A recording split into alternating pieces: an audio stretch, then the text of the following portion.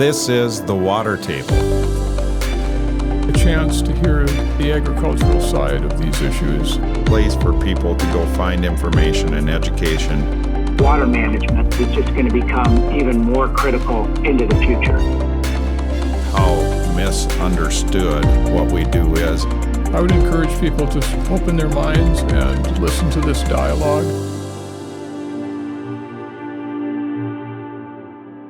Well, welcome back to the Water Table Podcast. Today I have a couple guests with me. I have Karl Guetter from Prinsco. He's the Agricultural Segment Lead, and Jake Jenniges from Integrity Bank Plus in Walnut Grove and Wabasso, Minnesota. And we just want to visit for a little while about agricultural lending and what Jake has seen out in the market. He deals with the agricultural community every day, and wanted to talk about that and how it relates to drainage. So welcome to the podcast, guys. Thank you. Thanks, Jamie. So Karl, I know you've been with me before, and you're pretty invested in agriculture and in this whole drainage thing, and we've been talking a lot about getting a lender on and how we think that's one little piece we've missed over time here. And you've worked with Jake personally and have known him even rural area growing up kind of together. And so happy that you were able to convince Jake to come on here late in the fall. It's a busy time, but let's just chat a little bit about what you guys are seeing in this market. Been talking a lot this fall just about how remarkable it really was of a year from I've used words like schizophrenic and everything else around just, crazy wet in the spring and difficult and challenge to get it in. And then to where every single day was perfect, really, and great growing season, great heat units. And then really the crop came out early.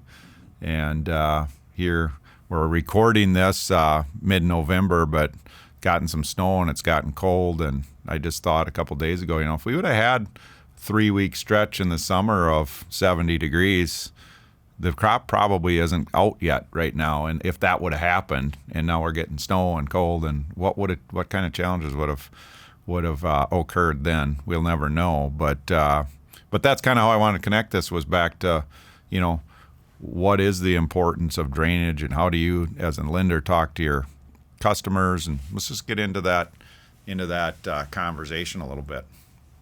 So talk about kind of the financial health of farmers as today, and just mention how the year went, but where are we sitting with financial health of farmers? Jamie, I don't know, like I said earlier when we were talking before we came on, this is going to be my 15th year this next year being an ag lender, and this is easily the most liquid I think the producers I work with have ever been. A lot of cash, a lot of money they received from the government during the COVID time, right? Let's keep that in mind. That's important to understand. PPP loans, some EIDL loans, CFAP. I mean, there's lots of acronyms we could throw out there that were just basically deposited in everyone's checking account. So that's a big part of it still. That being said, historic markets this year, if you got it right, you could potentially have sold your 21 crop and your 22 crop for maybe the best you might ever get in your life. So very liquid, lots of cash. Definitely a situation, I think, where guys are looking to invest that money the right way. I think at this point in my career, this is the third time I've seen prices like this, like the third time it's gone up for me in my time. I've learned that lenders kind of turn into more advisors at this point than anything, right? How do you spend your money? What's the best investment? What's the most important? Important to understand. Everyone's situation in their life determines that. That's, some guys can use the money to do some tiling, upgrade equipment. Some guys, their wife wants a new house. That's just what it is for everyone. So they have to determine that on their own. And very liquid, not difficult to be an ag lender right now as far as getting the repayment. That being said, I think we all know that there's going to come a time. Kind of feels like there might be a perfect storm brewing in ag lending for me. We got interest rates that are going high, going up. Maybe someone my age, Karl's age, or younger, highest interest rates they'll ever experienced. in their farming life. There's a big mental hurdle there that they have to get past. The older guys, they still think 7-8% is good because at some point in their life, they probably paid 18. It's not the case for the younger generation. And that being said, those are the people borrowing the money, right? The older generation has cash. They don't potentially need to borrow the money. So it's going to be that with the potential. Obviously, inputs are going up, right? Inputs are ever increasing as long as the price stays high. Everyone works to get what they can out of that situation. So I've been really pushing's maybe not the right word for a lender, but trying to help the borrowers, my customers, understand that the way you invest your money now will determine how your operation performs when the inputs are too high for what you can get. So I'm curious, Jake, as guys come in your office, Jamie mentioned earlier that we've got the harvest out early, maybe a little bit left in your southern part of your territory you cover, but for the most part it's done. As these guys are coming in, they're talking to you about tax planning, they're talking to you about what they're going to spend money on, obviously. How has that changed over the past 5-10 years? You've been in the business about 15 years. About how does it change what they're asking for? Do you see trends like at the end of each year? Sometimes guys go to, like you said, towards new equipment. Sometimes it's drainage. Right. Well, I definitely think over my time here, drainage has become one of the top of the list that people want to invest in. And as a lender who has seen that be arguably never the wrong decision, to be completely honest, unless you don't have the money, but then that's my job to tell them they shouldn't do it, right? But if you have the funds to invest in that, I always think that's the right call. Drainage is one of the only long-term income-producing decisions that a farmer can make that can basically last their entire career, and I would argue, in my opinion. Now, whether corn is worth $3 or $7, guys, you still want to get as much as you can. I don't think there's any doubt about that, right? And drainage is top of the list of things that can get you more of what you have to sell. So yes, Karl, I agree. Right now, the land prices, tough, right? Tough for a young farmer, especially. Old farmers maybe don't want to be in that game anymore either.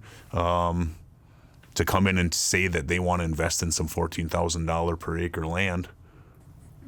It's almost become untouchable. It's almost become untouchable. I completely agree. There's still some family deals out there I've done, but that being said, we really try to focus on, and I know that's going to be a focus for us this year, is how can we get as much as we can out of what we have instead of adding more.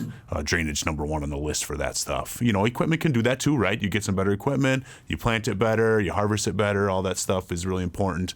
But drainage is the one thing also.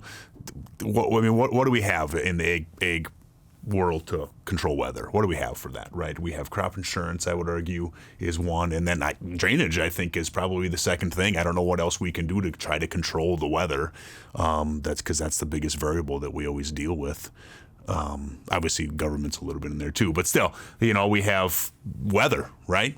We have tile and we have crop insurance. So you can control what you price your grain for. Now, you can't control what the price is, but you can control the decision. You can control when you plant it, how much you plant, the population. You can control your fertilizer rates. You can control all that, but you cannot control whether or not it rains too much or not enough.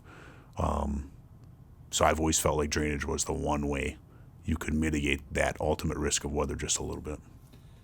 I'm talking about $14,000 land, and we've all probably seen this social media post last week, or maybe it was earlier this week, about the $30,000 an acre stuff that sold in Iowa. Pretty soon they're going to have to start selling this stuff by the square foot. But talking about $14,000 plus land, how does a agricultural lending bank like yourselves? There's got to be a lot of cash, right? Because you're only going to lend so much money for $14,000 land. Do you guys factor in drainage done as far as the amount of security you're going to require on that purchase? So what happened in the 80s, and I can't talk much about the 80s because I was 5 years old when Twins won the first World Series. So, but that being said, In the 80s, the banks learned, right, a lot of people were upside down in land deals. That was a big thing in the 80s, right? I've been warned by that. A lot of old lenders when I'm actually in the part of my career lending where I'm the oldest young guy, right? I've been there 15 years. Now there's some guys younger than me. The guys who kind of were always warning me when I was the youngest guy, they're not there anymore. They've retired and moved on. But their warning was always about land deals because that's where they got in trouble. So a lot of institutions, they have a per acre limit that they'll borrow, Karl. It's not really a loan to value thing. So you can borrow per acre.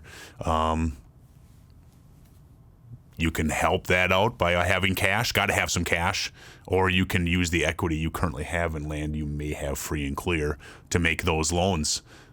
The question everyone has to ask themselves is, do I want to put a mortgage on this section that I own without, so that I could get another piece? Because you can spread that risk over additional acres. You can do that. But the risk you're taking is interesting. So, like I said before, I would feel like, I've made real estate mortgage refinances for people to tile 300 acres at one time. And those people didn't buy land with their equity. They improved what they had. And been successful. Been successful with that decision. Every bank orders an appraisal, right, Karl? To your point about the value of the land. When you have a per acre limit right now of way under $14,000, it doesn't necessarily matter what the loan to value is because you can't get there. So a lot of cash. That's why I think you see the investing people are kind of pushing that a little bit. I think at a lot of sales from what I've been hearing. Just 2 days ago, I was in Mankato I'm a big part of the BankIn Minnesota is the Community Bank Association for the state. So I'm on the Ag Committee there, and we have a bunch of lenders came and we talked about it, about land and stuff, and they kind of all said the same thing. Like, it's just really hard for, especially a young farmer, to have any kind of equity or cash to do that. So improving what you have right now, I would argue, is the way to go. And for some people, improving what they have is drainage. Like I said before, for some people, it's getting that one piece of tillage equipment you need to make it better in the spring. So everyone's different. I want to just touch back on, you talked about, and I've used that a lot over my career, is, whether it's $7 corn or $3 corn, both need drainage, and it's important at both times. And that's an interesting argument because you're putting more bushels in the bin either way. But $3 corn over our careers has always sort of been somewhere in that range is the break even. Now it's probably 5.5 with the inputs. That, yeah. But talking about the historical $3 level, I've always encouraged people, you might not think you can afford it right now, but this break even is sort of staying in business or not. And if that extra 20-30% in the bins is what helps you stay in business, that's as important as making more money when it was $7. So, I don't think there's any doubt that well-drained land is worth more too. Like, let's remember that. You put some drainage on your ground, you improve the value of that ground. So if your goal is to leave the farm to your kid, you help them. And let's keep that in mind. Like, that's an investment that never goes away ever. I can invest in some equipment that will depreciate. It will depreciate, and it won't be there someday potentially or worth as much. I don't think that the value of drainage ever goes away. Right. And the value in what the land is worth for appraisal or for Absolutely. Resale, but then also you're paying for it every year in your increased yield. So, we've talked about that over the years just a lot too around, what I do and what Karl does at Prinsco when we're manufacturing and selling pipe is it's a rewarding job to have. It isn't. We don't work for a toy manufacturer that sells a toy in the Christmas time, and by March 1st that's broke anyway. So, but if it makes it that long, that's pretty good. But what we do is we sell stuff that builds wealth in rural. And you guys are both live in We all three live in rural areas. I just think you live in even more rural. But but it builds wealth in rural America, which when we've all grown up in rural America. That's an important thing that we're all passionate about, is how do we continue to leave what we have, not only our farms, but our communities better Absolutely than when we right. got there. So, and I'm not, the average size farm is ever increasing, right? I don't feel like that's probably a positive for small towns, right? I mean, less farmers means less families, means less kids in the school, means less people. Less people equals less. It's unfortunate, but that's just the way it is. So to keep the smaller farms, I would argue right now they're thriving, but profitable, so they can keep it in the family, moving on to the next generation, which is the idea.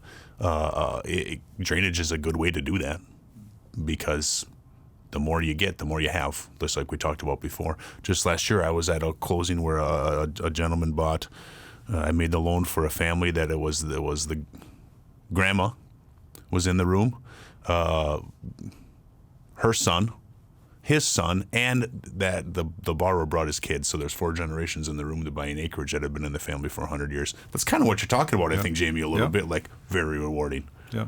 Very rewarding. Yeah. Yeah. Just probably an off-the-cuff question for both of you guys, but South Central Minnesota, what is the average size farm these days, just in your opinion? Oh, well, that's a tough one. You almost would have to break it down into smaller geographic areas, because in Minnesota, in my opinion, Jake, you can tell me if you think it's different, but in Minnesota, there's areas where you could probably, and maybe it's as small as a half a county or a county, where you could probably say that number is still only 1,200 acres. Mm-hmm. You could go to another area 4 counties away and it might double, right? So I think it's tough, but if I had to say southern Minnesota, southwest, let's say southwest Minnesota, I would say 1,600 to 1,800 acres would still be the average. I think that's probably right. I think that's fair. But Carl's right. I mean, we have patches by where I'm from that the families still live on all the farm sites. 3 different generations of families, they're all farming together. They're and what's the average size of that farm? Do you count all the acres together because they're doing it together, but they're not all getting the income off of it? A lot of small farms, I think, can benefit from working together, right? Just like anything else that's smaller. If you want to compete with something that's bigger, join forces. I've been kind of trying to say that for the last 5 to 10 years. Good way to stay relevant is to share. Sometimes sharing's hard to do in 2022 in America, but to share a combine doesn't seem to be that hard for farmers. That's really interesting. And they are competing, but not really, because they all want to see each other be successful, the smaller ones, in my opinion, yeah. But Carl's right. I think it's definitely 1,500 acres, I would say, is the average size. Talk about working together. In drainage, from my experience over the last 20 some odd years, is probably the hardest thing for guys to work together on. I've been part of many conversations, many debates, been through many meetings, right, where one guy's mad at the other one, right? Whiskey's for drinking, water's for fighting. That used to be the old wise tale. Do you ever get involved in those situations at the bank? So I've heard about them. My involvement with that would be the guy sitting across the desk complaining and me listening. I would say that would be about my involvement with that. But I've seen it too. I've seen it do where people are just unwilling to allow someone to hook up, right? I mean, and it's just not, I don't understand it, but there is yeah, it's a good point, Carl. You still see that a lot? Yes, a ton. Yeah, it's funny. I knew that was real when I like to read fiction novels by a guy named John Sanford, who he writes these prey novels, and they're murder mystery things that all happen in Minnesota, mostly in the Twin Cities. But several years ago, I opened up one of those, and in the first 10 pages you're reading, and there's south of Mankato, there's a murder, and you're reading about it. And the first clue that he gets is that there were 2 farmers fighting over a drainage main.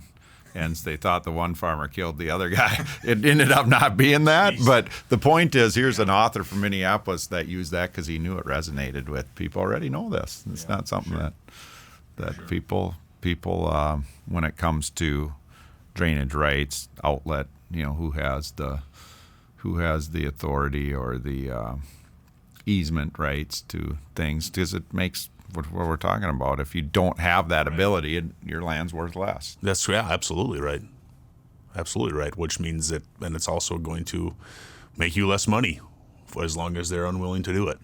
Do you see any attitude changes the last couple of years as land has really skyrocketed in value, that people do funny things when they realize the value of something is a lot more than they were? So, I mean, are you at the bank level, are you helping consult people when they're maybe not thinking clearly around?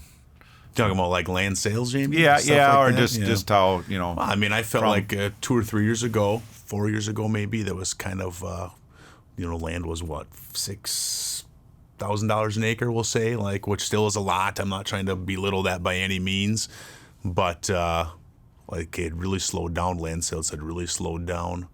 The next generation of people inheriting the land had just come off of $10,000 an acre land.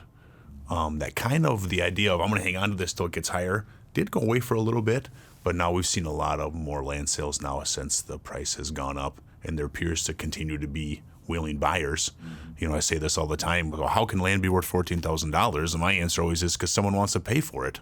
$14,000, right? I mean, why can you sell a brand new pickup for $80,000? It's because someone wrote the check. So until that attitude changes, and that isn't going to change, Jamie, until corn's not worse, until corn and soybeans, till the value of our crop and even cattle's really good money making around. Until that stuff goes down, we're not going to see that change.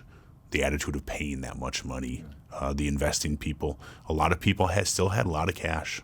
Like, you wouldn't think they did after all that, but there was still cash out there. And like I said earlier, COVID got people some cash they didn't expect, right? And what do you do with unexpected money normally? You know, I got a basketball hoop for my kids, but I didn't buy land. but you know what I mean? Like you do something that you normally wouldn't do. It's very common when you have money you didn't think you were going to get. I do see that I mean, it's going to come to a halt, right? It's got to happen, and it will. There'll be a time where it's not worth as much as it is now. But what I've experienced 3 times now, I've seen it go up and down. Every time the floor is a little bit more, right? I mean, that's what's happening to me. Like, I think, at one point the floor was $500. And then next time it was $1,500 an acre, and then so forth and so on. The 3 times I've seen it, every time the floor is a little bit higher. So it will come to the point where the floor is going to be, I don't know, $10,000 an acre, I think. I really believe that in my career at the bank. I'll see that, where that's just going to be a really good deal. Yeah, that's a good point. I think you're right. Certainly personally, I haven't been as close to it as either of you guys, but just seeing over the last 20 years as I've paid attention, and there's been those cycles, but every time you're not buying land for that low cycle 20 years ago. You could say the same of most inputs, right? To be honest, right? I mean, you could say the same. I think for seed genetics, fertilizer, things like that, the major inputs. I think you could say in my career I've seen it, right? I mean, I used to put on my cash flow projections when I started at the bank, I put 160 bushels an acre. And for some guys, you were stretching it. Now, if you don't put 200, I would argue you're stretching it, because genetics have shown in dry and wet weather they can still perform. Yep, and now we got the challenge of inflation, which makes that hypersensitive around. That's for sure. Yeah. So interesting. Go ahead, Carl. Jumping back into the lending side of the business, and you mentioned earlier the conversations you have with farmers. To go back to drainage, are there tools that bankers need, lenders need, to help them give better guidance to the growers around when they should and shouldn't pull the trigger on spending money on drainage? I mean, that's a really good question, Carl. I've never felt like it was my responsibility as a lender to understand the person's farm, if that makes sense. Like, I feel like that's the farmer's responsibility. It's my responsibility to work the numbers and to help the farmer decide if it's the right financial decision for him or her. Right? Understanding drainage is important so you can have the conversations with the farmers. That's important. It's also important so you can understand the appraisals that you get that show if it's good land, if it's not good land, things like that. That being said, I can't think of anything that at the top of my head that could be provided for a lender, because the lender's not so focused, but main focus is going to be on the numbers. Can you afford the payment? Can you afford to spend the cash? If you spend this cash on this, where will you be 12 months from now? Things like that. I don't think there's any information that someone could provide me that would ever make me think putting in drainage would be a bad idea. How about that? I just don't think, because I've never seen it. I've never seen it not be the right decision. Sure. Because unless it's put in incorrectly, it's going to make you money. We just always think about that from our side of the desk, because we live and breathe and think about it day in and day out. And sometimes even in areas of Minnesota where you'd think, God, everybody knows about drainage, you'll still run into a person or a pocket of people that really aren't really well versed on the topic yet. And it always surprises me. I think, in our area, drainage is a big deal, right? Heavy ground, right? Pretty heavy, black dirt.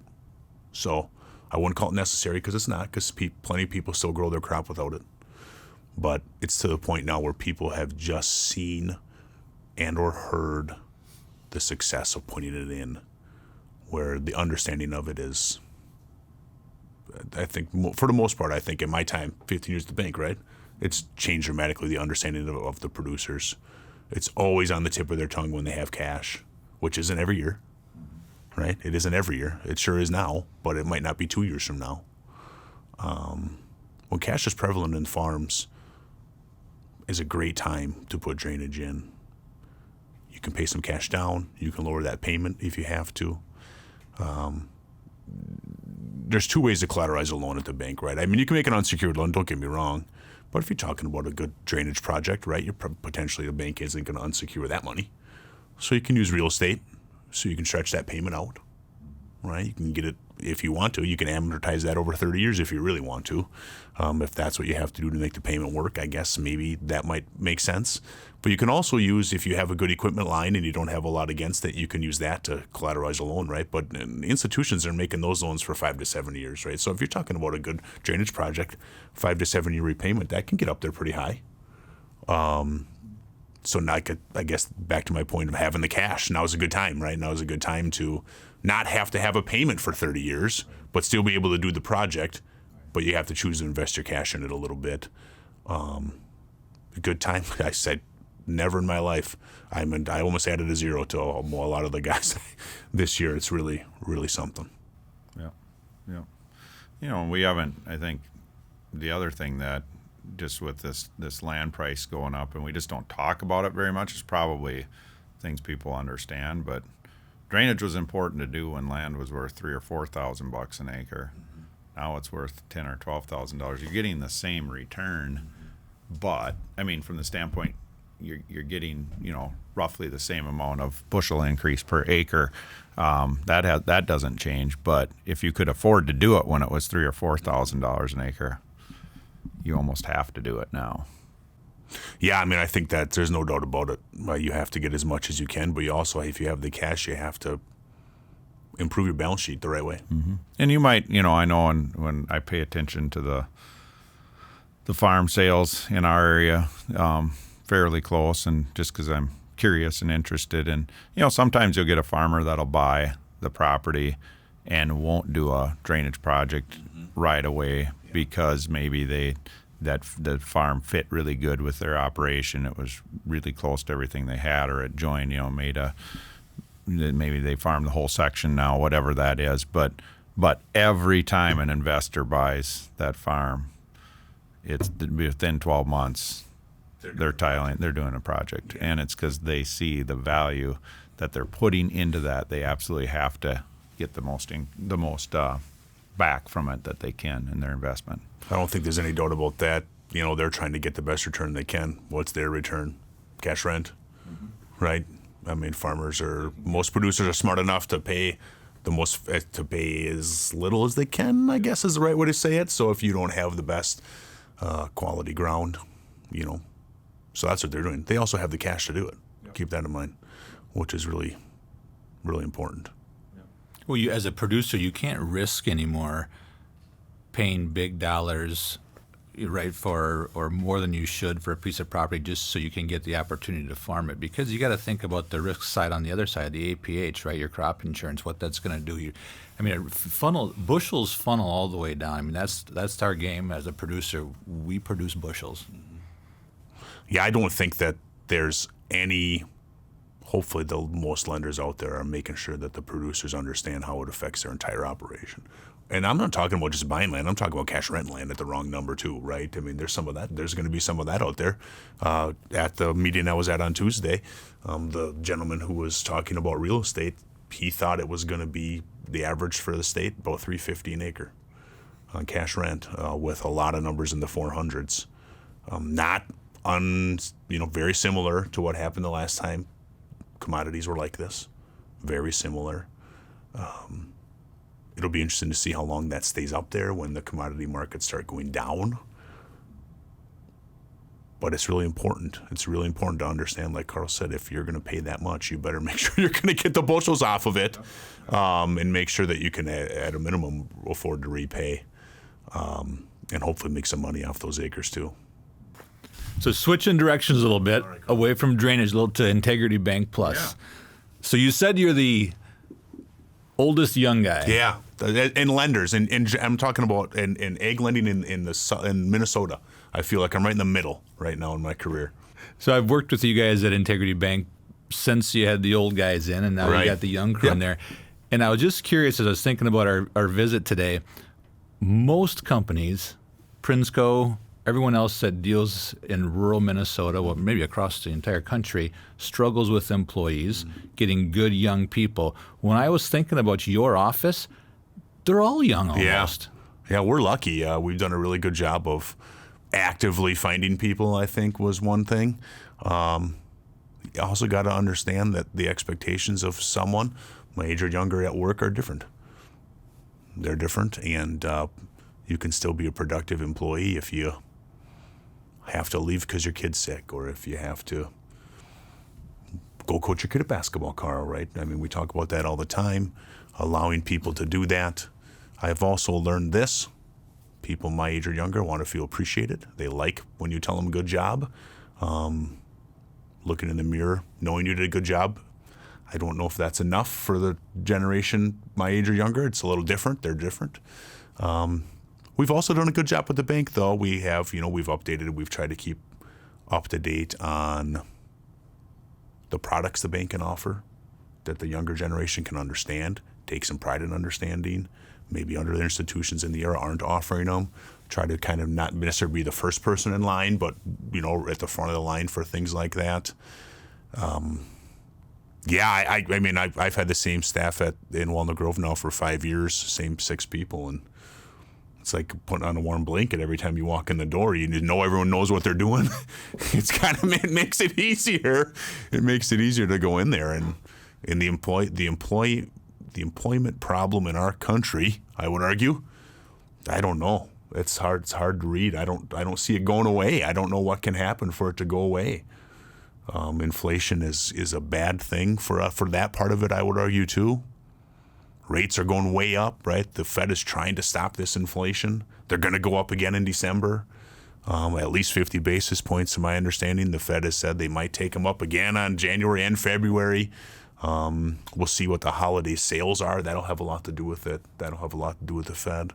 But I have a bad feeling that at some point here, people are going to start laying people off. I don't see how that can happen, because the Fed's going to put a halt to all this stuff. They have to. Else, I paid $7 for a head of lettuce the other day. Well, I should have ate the tacos without it. Thinking I needed more greens in my diet, but maybe not.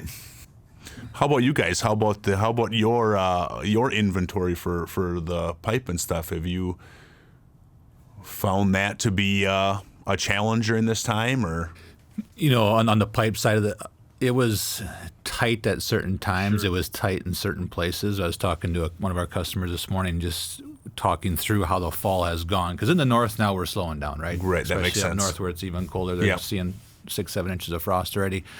But we were a little fortunate just because the crop didn't all come out at the same time in all areas. It staggered a little bit. So we were able to, for the most part, keep up. Obviously, now that things are slowing down in the north, our inventories will grow and stuff. But, I mean, the plant managers did a fabulous job ramping up or staffing up as we came into the busy season. So I don't want to say it was easy. Yeah, sure. But it felt kind of almost easy in a lot of places. I mean, the guys did a good job. Good.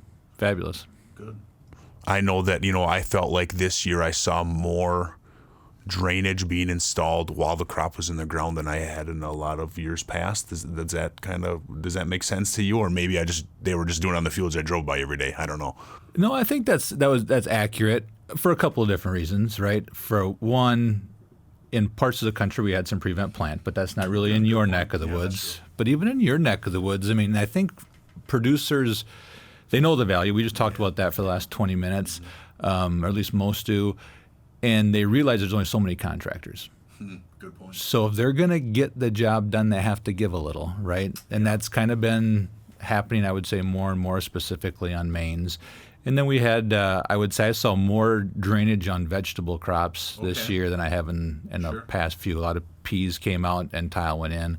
A lot of sweet corn came out and tile went in. So, I would say summer installs was up again this year. And I think that'll continue to some degree. I think also just a drier summer, being able to get into some areas that, they thought if this thing turns and we get pretty wet again, it's going to be tough to get into these areas that are nasty. So that's part of it, I think, too. Let's go through the crop here because we have the opportunity right now. But they're also weighing that against $7 corn. So you're right. And that's kind of why I asked the question. And some of your area too, I think, was probably of most of Minnesota had some of the more marginal crops just due to it got that dry and we had a little drought down there. So they probably looking at it saying the crop isn't that good anyway. Whereas some of these other areas and up in here in western Minnesota where there was 220, 230 bushel corn, probably didn't see as much of that. I think it's also important to understand, Jamie, that a lot of people had cash that if they didn't have the crop, they were still going to afford their bills or they had already paid for a lot of them. So it might not, it's an easier maybe to make that decision to say, you know what, I can probably do this right now. I don't know, do they offer discounts to do that in the summer? Do the installers offer those companies? Do you get a discount to do that? So that they can keep working, or is that not a thing? I'm not sure I can answer that. I That's fair. think probably in places they do, but in general, I wouldn't. But as far as I'm concerned, like they could look at their balance sheet and say, hey, if I run over a little bit of my corn, agree, I'm paying. Like I'm going to pay, so it don't matter. So I'm going to get this done right now because like we said before, right? You need as much as you can get. I don't think that can be stressed enough to any producers to understand that the more you have, the better chance they have to pay. And the tax side of that, right? Sometimes you don't know if you're going to need the expense. That's right. Right until after harvest. This year, even with spring, even with the crop insurance spring price set, you knew. And I think too, like if you incur that expense, that gives you options for your crop when you have it in the bin too. The expenses already been incurred, so you can choose to sell or not sell, choose to defer the money or not defer the money. It helps with the tax planning. Tax planning, big deal this year. Big deal.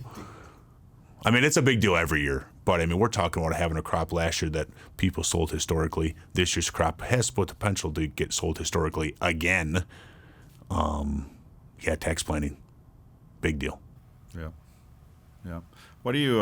Just curious, listening to you guys talk, and years ago, going back to land values a little bit, but years ago it seemed like the land would sell the highest right after harvest, because people kind of knew that's what they knew what kind of year they had. They could take a little bit more risk, or if they had a good year. Is that continued, or have we evolved beyond that from the standpoint of just how farmers think and how lenders lend? Any comments on that? I don't have any data, obviously, and I think it'd be interesting to track that to see if that still takes place. It doesn't seem like it in my mind. I think information travels so well today, right? You know where farm sales are all over the state. We know when they're going to happen in Iowa, right? And we see the results of them in Iowa and then wherever else they sell. And information travels so well. People buy out of their geographic areas more today than what they did in the past. So I don't think it's just, your local guys around you had a good crop, so therefore they will pay more. I mean, you see a 1031 exchange deal go down, and someone has to spend some money, he or she, and they're going to go wherever they have to do it, right? So my gut would tell me no, but I'm not sure. I think Carl's right. I think part of it, too, is let's think about the sellers here, right? They have tax implications for selling that land, too. So the time they sell the land is really important. The number of people who do appraisals has diminished dramatically since I started at the bank. It's not it should be a popular job, but it's not, because what you have to go through to get that license has changed that.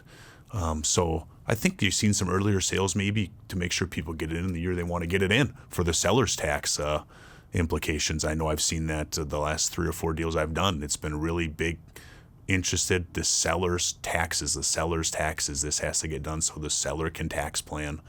But when you're talking about selling land for, the numbers that people are buying it at, a lot of difference, a lot of benefit to being able to maybe spread it out between 2 years for taxes.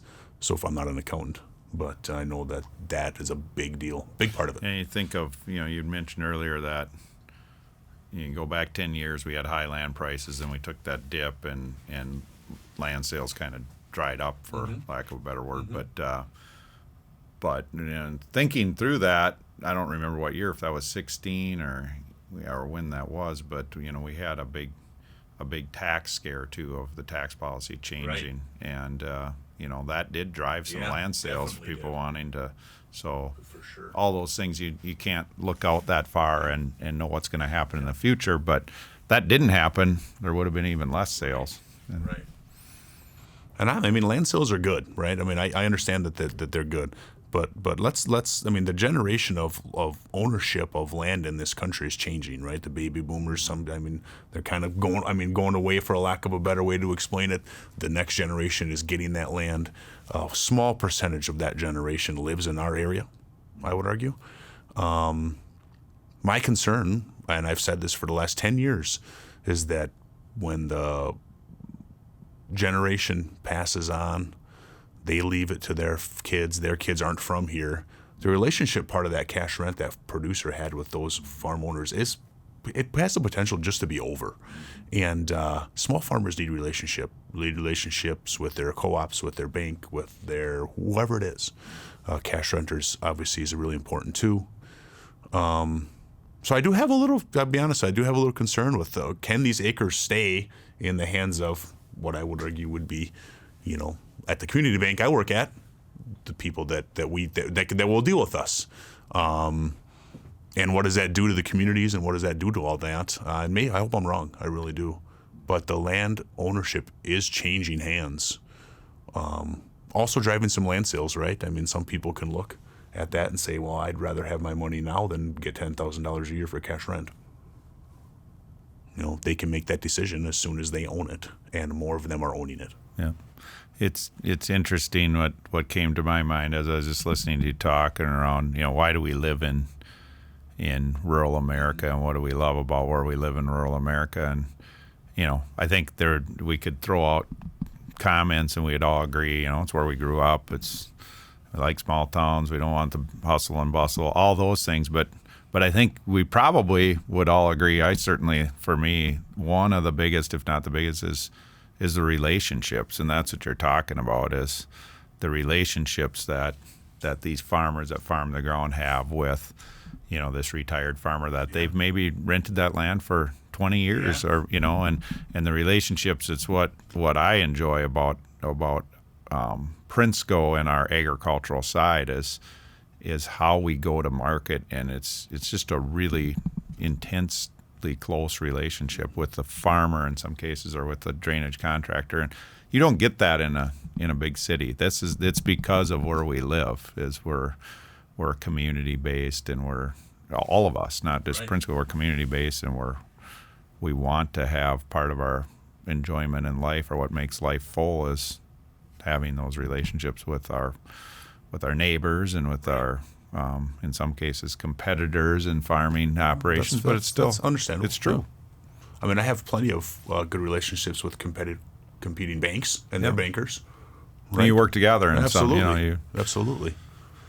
But yes, I mean, agriculture at some point was built on trust. I don't know how it couldn't have been, and that's just kind of how it has to continue that way. If not, there'll be 5 farmers in the whole country. Then what are we going to do, right? So, yeah, vital, important relationships. Really, really. As a lender, probably the best part of my job. Other than the few golf events you would get to go to in the summer, but it really and now this podcast, I added that to the list. Well, good. But you're always welcome back. The relationship part of it is definitely the best part of the job. Yeah. Super rewarding, and it is very rewarding. Very rewarding. People are the biggest joy and create the most challenges that's at fair. time. But that's a good point. But that's a good point. It's understanding that. That's good. So, guys, thanks for joining me today. Any last words? Anything you want to share that we didn't get to or want to leave us with? I just want to thank you for asking. It was really good. I think it's important for producers to understand that if you have money, you got to spend it the right way right now, because you don't know when you're going to have it again. In my experience at the bank, that's what I've learned. Repaying in tough times is just as important, as how you spend your money when you have it. So if you can spend your money to invest, if you can spend your money to make more money, if you can spend your money to make your wife happy, that's up to you. You get to decide that because you took the risk to get the money. I think what you're saying, though, in a different way, is high prices are the cure for high prices. That's exactly it's going to happen, I guess, is what I'm saying. And so be ready. Well said, guys. Go Vikings. That's all I got. Oh yeah, we could talk about that for a while too, but this episode isn't airing for a little while yet, so we might we all are long-suffering Vikings fans, so we are not going to. I think we'll just leave that one alone for now, in case, and we'll just hope that we're still talking about them February. That'd be 12th, nice. So. Yeah, that'd be something. Jake Jennings, Karl Guetter, thanks for joining me here on the Water Table. Thank you. Thanks, Jamie. Thanks for joining us today on the Water Table. You can find us at watertable.ag. Find us on Facebook. You can find us on Twitter. And you can also find the podcast on any of your favorite podcast platforms.